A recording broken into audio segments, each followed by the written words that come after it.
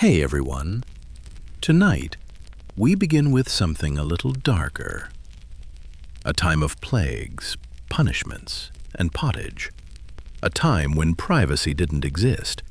Water wanted to kill you and your mattress smelled like a barn floor. Because it was one.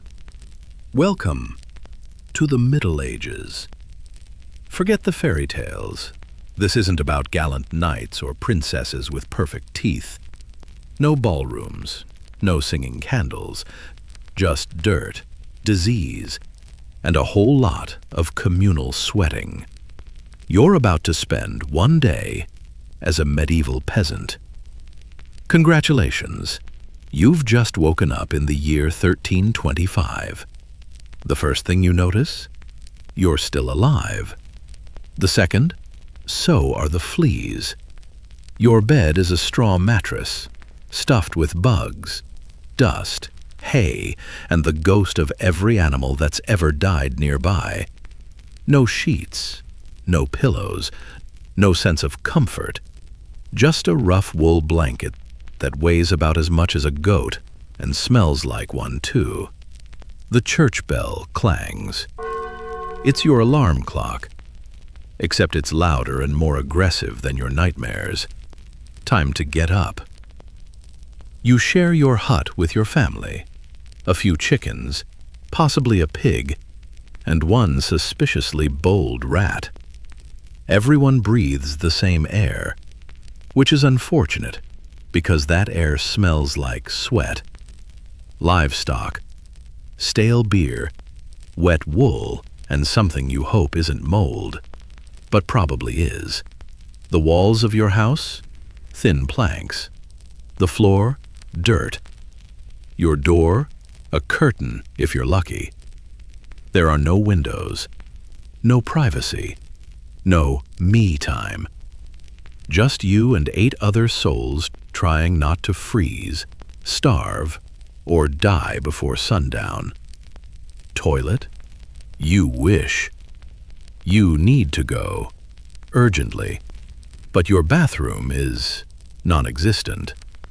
If you're a peasant, and you are, your toilet is either a wooden bucket behind the house, a shared trench, or literally a corner of the yard.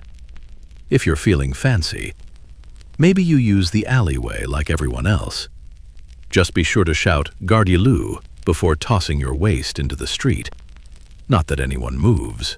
The street is already a soup of human waste, animal droppings, fish guts, and spilled ale. Toilet paper doesn't exist. Most people wipe with straw, leaves, rags, or their hands. You pray it's dry. You pray it's clean. And then you pray no one saw. Time for breakfast. That sounds cozy, doesn't it? Well, not here. You slouch by the fire pit, if you have firewood, and eat pottage. Again, always pottage.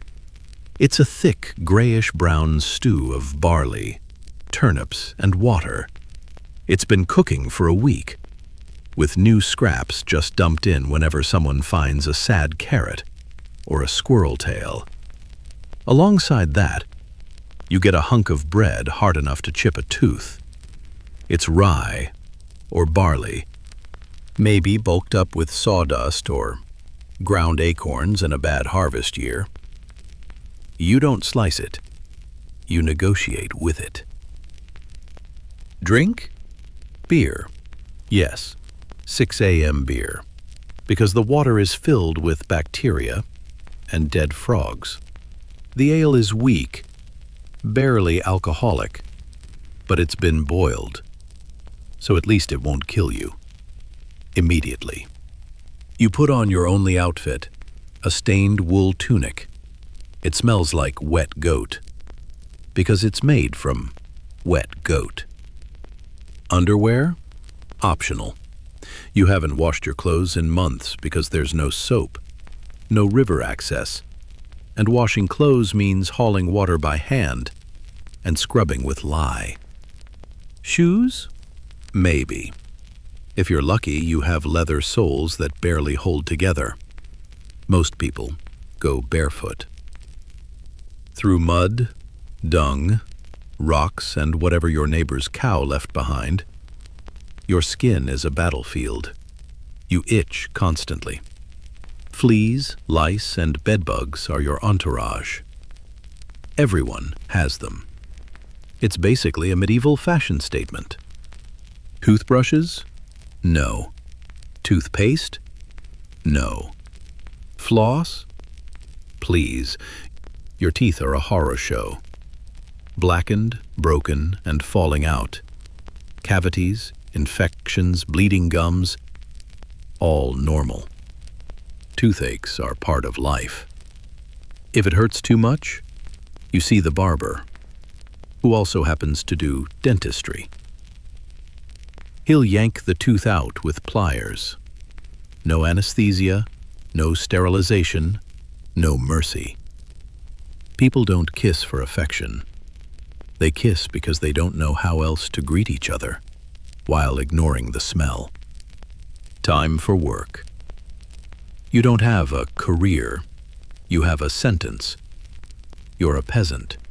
You farm land you don't own, with tools you can barely afford. You plow with oxen if you're lucky.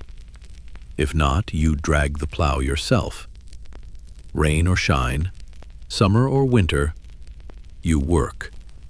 There's no weekend, no breaks. You rise with the sun and stop when it's too dark to see.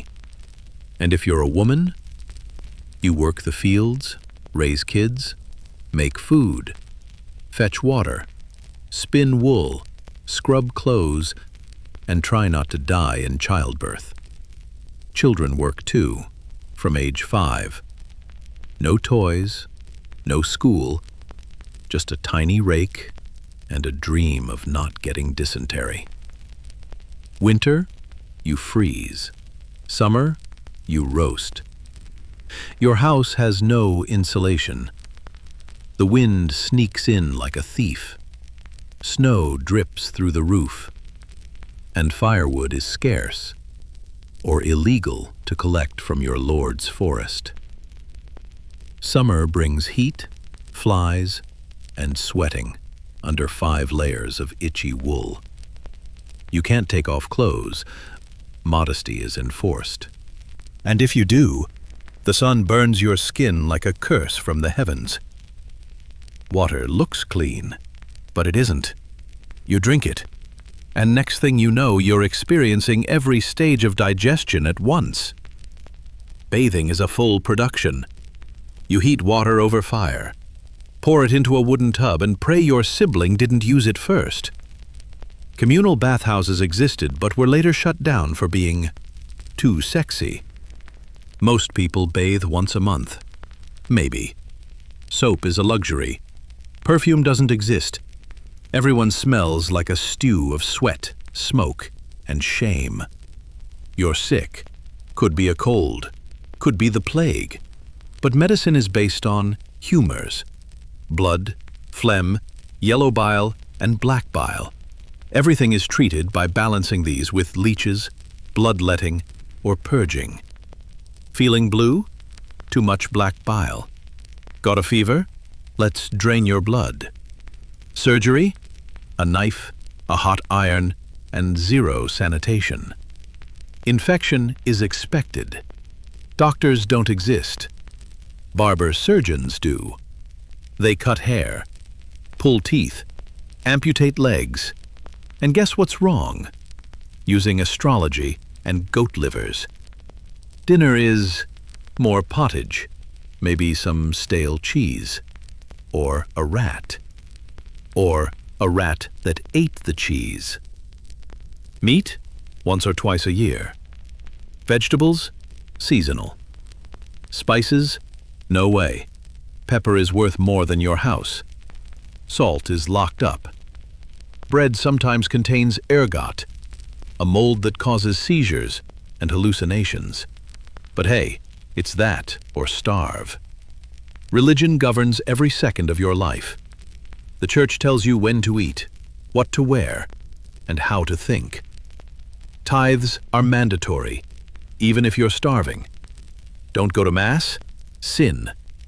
Think impure thoughts? Double sin. Ask why the priest eats meat on Friday? Heretic. Agnes from next door saw you sneeze weird, and now you're on the witch watch list. Born female? Congrats. Life just got worse. You marry young, like 12.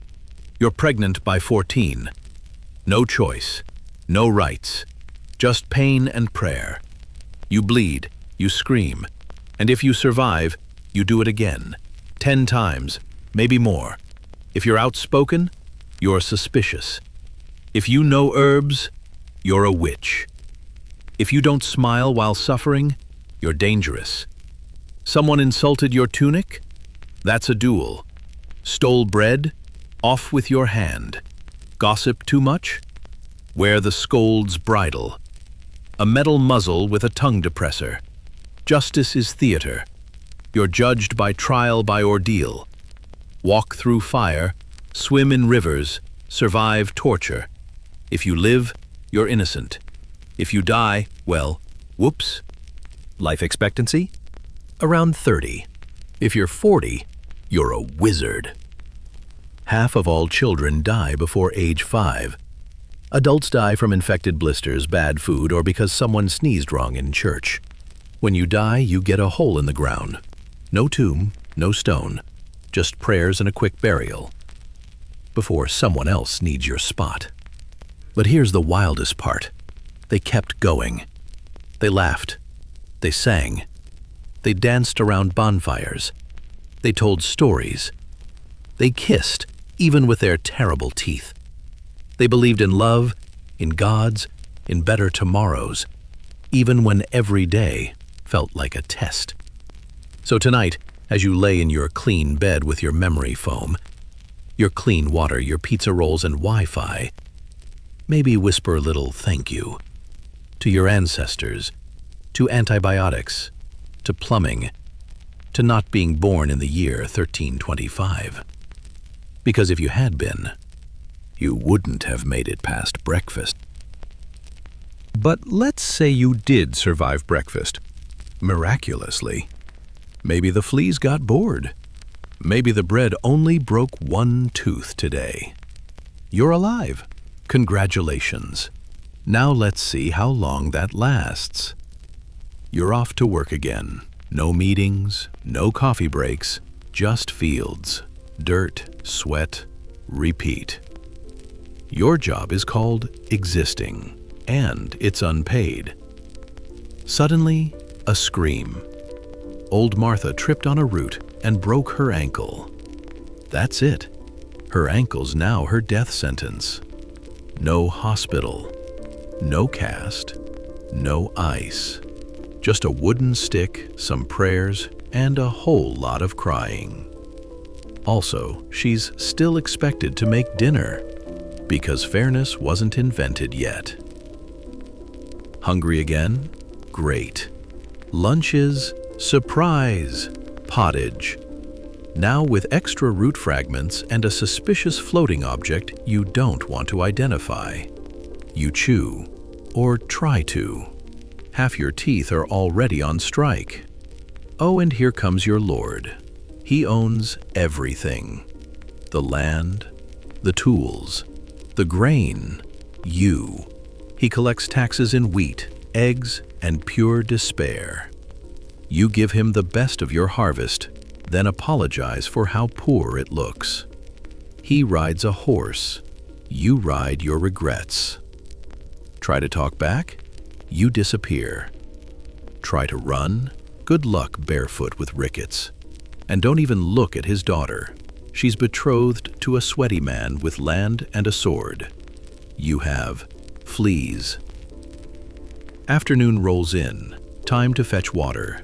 The well is a mile away. You carry a bucket on your back that leaks just enough to mock you.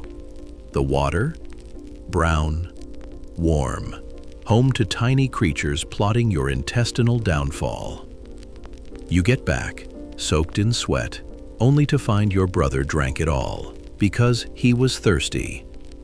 You fight. You lose. He's bigger and has slightly fewer lice. You go to the market. You bring 2 turnips and a dream. You want soap.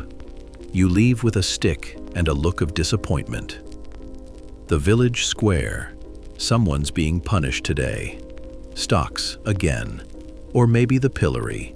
Some poor soul disrespected the church by sneezing during prayer.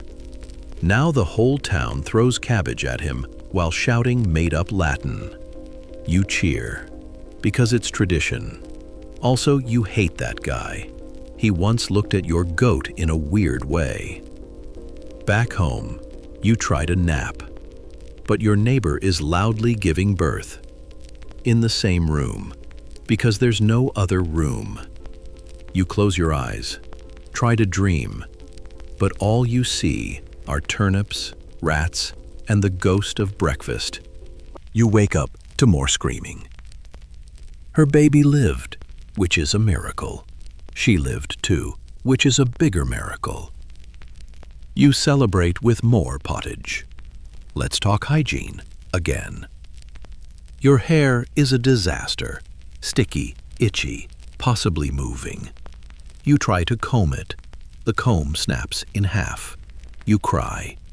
Your tears cleanse your soul, but not your scalp. Your nails? Broken, blackened, and used as tools. You once dug up a beet with your pinky. Never again. Your breath smells like betrayal and onions, mostly onions. Then there's your love life, or the lack of it. Romance means marrying whoever your parents owe chickens to. You meet your spouse on your wedding day. You say, "I do." Then immediately start making children. Because the priest is watching. No dating, no flirting, no holding hands under the moonlight. Just chores and arguing over who forgot to feed the pig. Let's talk entertainment. You think TikTok is addictive. Try staring at a candle for 4 hours. That's your TV. You sing off-key. You dance poorly. You tell stories about witches, demons, and that one guy who swears he saw a dragon, but was probably drunk on turnip wine. You juggle rocks. You play with sticks. You race snails. You gamble with bones. Not dice, actual bones. Your cousin makes a puppet out of hay. You name him Gregory. He becomes your best friend. Then comes the feast day. Once a year, the village goes wild. There's music, drumming, shouting, goat juggling. Everyone drinks. Everyone laughs. Someone sets their tunic on fire. No one helps. It's tradition. You eat something that isn't pottage. A roasted bird. A weird cheese. A pastry made of mystery. You drink more. You dance. You fall over. You wake up next to a bucket. Congratulations. Best day of the year. Midnight approaches. You light a tallow candle. It smells like death and old beef. You stare into it and think, maybe tomorrow will be better. It won't, but the thought keeps you going. You lie back on your bed of straw and regret. Scratch your flea bites. Whisper a prayer, not for miracles, just for fewer rats. But wait, you hear whoos. Someone rides into the village. A knight. Everyone gasps. He's covered in armor, mud, and sheer arrogance. He demands food, drink, and lodging. He gets all 3. Because he has a sword, you have turnips. He tells tales of crusades, glory, and exotic lands. You ask if they have soap there. He laughs. You cry. He leaves by morning, takes your chicken as a souvenir. You don't say no. Because again, sword, Then there's the church, biggest building in the village, also the coldest. Smells like wax and whetstone. You go there every Sunday. You kneel, you chant, you donate what little you have. You stare at stained glass and wonder what blue looks like in real life.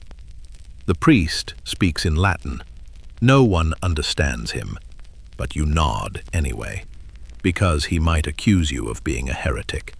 Your sins? Too many to count. Thinking impure thoughts, sin. Oversleeping, sin. Wanting pepper on your food? Ultimate sin. One day, you get lucky. You find a coin, an actual silver coin. You hide it. You bury it. You panic. Then you spend it on a pair of shoes, used, with a hole. They last 1 week. You cry again. Let's talk education. You don't have one. Can you read? No. Write? Nope. Count to 10? Only if you still have 10 fingers. Your school is the field.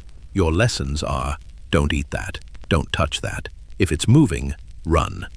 But maybe you become a monk. You shave your head. You copy books. You learn Latin. You pray 12 times a day. You also starve, but with purpose. Or maybe you become a nun. Same starvation, more judgment. Still better than being a peasant. Maybe. Let's not forget the animals. You live with them, sleep with them, smell like them. Chickens in the bed, goats in the hallway, a cow staring at you while you eat. There's a pig that acts like he owns the place. He kind of does. You love him. You name him Bartholomew. One day, you eat him. You cry the whole meal, then ask for seconds. Then there's the Black Death. One day, people start coughing, then bleeding, then dying. It spreads like gossip. You burn herbs, pray harder, avoid your neighbors. Too late. Your cousin dies, your mother, the priest, even the Lord flees the castle. You survive. Why? No one knows. You just keep coughing. The village is silent now. The rats are louder than the people. You rebuild, with sadness, with trauma, with the same 3 ingredients: barley, sorrow, and goat. But seasons change. Spring comes. The snow melts. The mud returns. The fleas throw a reunion party on your neck. You plant again. You hope again. You get married again. The cycle continues.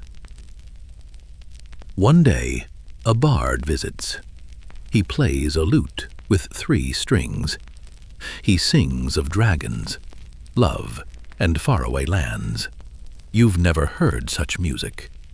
You give him your last piece of bread. He thanks you with a smile missing 5 teeth. You cry again. Let's talk death. It's always nearby. In the water, in the wounds, in the whispers. People die from infection, childbirth, bad meat, bad luck, or bad vibes. You build a grave, say a prayer, move on. There's no funeral, no photos, just memories, and a wooden cross that gets reused next week. But still, there is laughter. There are stolen kisses. There are festivals and firelight, and stories around the hearth. Children play. Lovers sneak glances. Someone bakes a pie and actually shares. You hold hands. You sing off-key. You dance barefoot in the mud. Because what else can you do? And now, centuries later, you sit on a soft couch, wearing pajamas, sipping filtered water. complaining about slow Wi-Fi. Your teeth are clean. Your feet are warm. Your bed is not made of straw. So, maybe, just maybe, tonight, when you brush your teeth with minty gel and fall asleep in silence instead of rat squeaks, whisper a small thank you for plumbing, for antibiotics, for coffee, for couches, for shoes with soles, for being alive in a time where showering isn't a monthly ritual. Because no matter how bad your day was, at least you didn't wake up in 1325. And if you had, let's be honest, you still wouldn't have made it past breakfast. Now let's talk about superstition. It runs your life. Sneezing, bad omen. Left-handed, suspicious. Cat walked across your path. Burn the cat, and maybe its owner. The stars determine your fate. Astrology is medicine. A crooked smile means you're cursed. A mole in the wrong place? You're a witch. A dream about fish. Someone's going to die. The church says demons are real, and they're everywhere. In storms, in cows, in bread. If you fart in church, it's not biology, it's Satan. If your goat dies, it's a witch. If your husband cheats, also a witch. If your bread didn't rise, it's probably you. You carry charms. A tooth, a feather, a bone from a saint, or a chicken. You don't ask questions. There are rules. Never whistle at night. Never sing before dawn. Never trust anyone who can read. Your grandma mutters in Latin, or maybe just gibberish. Everyone calls her wise, then burns her house down, just in case. Let's visit the castle. From a distance, of course. You're not allowed inside. You're muddy, and still smell like regret. But you can stare. It's cold, gray, and magnificent. The walls are tall, the guards are taller, and you're shorter than your own sense of worth. The noble eats meat daily. He bathes weekly. He owns 4 shirts, luxury. He reads, writes, and collects shiny things that you'll never touch. He calls himself Lord. You call him, please don't kill me. Let's talk fashion. You own one outfit, a tunic, made of wool, scratches like a curse, smells like history. Your nice clothes, slightly less stained, maybe with a rope belt instead of vine. Haircuts are done by knives. Makeup doesn't exist. Beauty is being alive with most of your limbs. Let's talk sex. No privacy, no romance, just survival and obligation. You marry for alliance, for cows, for peace, for a handful of wheat. You make love quietly, because the kids are watching. So is your mother-in-law. So is the goat. Pregnancy is a gamble. You might die, you might live. The baby might be yours, or the priest's. There's no maternity leave. You give birth, then go make soup. Let's talk crime. Punishments are creative. Steal a chicken, lose a hand. Lie to the priest, tongue gets cut. Gossip too loudly, you wear the branks, a metal muzzle, with a spike under your tongue. It jingles when you cry. Accused of witchcraft, Get weighed against a Bible. Float? Guilty. Sink? Still guilty. Also, you drown. So, win? So, tonight, after all that, as you brush your teeth with mint-flavored foam, as you sip filtered water from a cup with a lid, as your microwave hums and your Wi-Fi glows, maybe whisper one more thank you to the peasants, to the sick, to the broken, to the survivors, because they walked so you could scroll. And they dreamed, even when life gave them nothing but rats, pottage, and pain. So rest easy. You're not in 1325. You made it.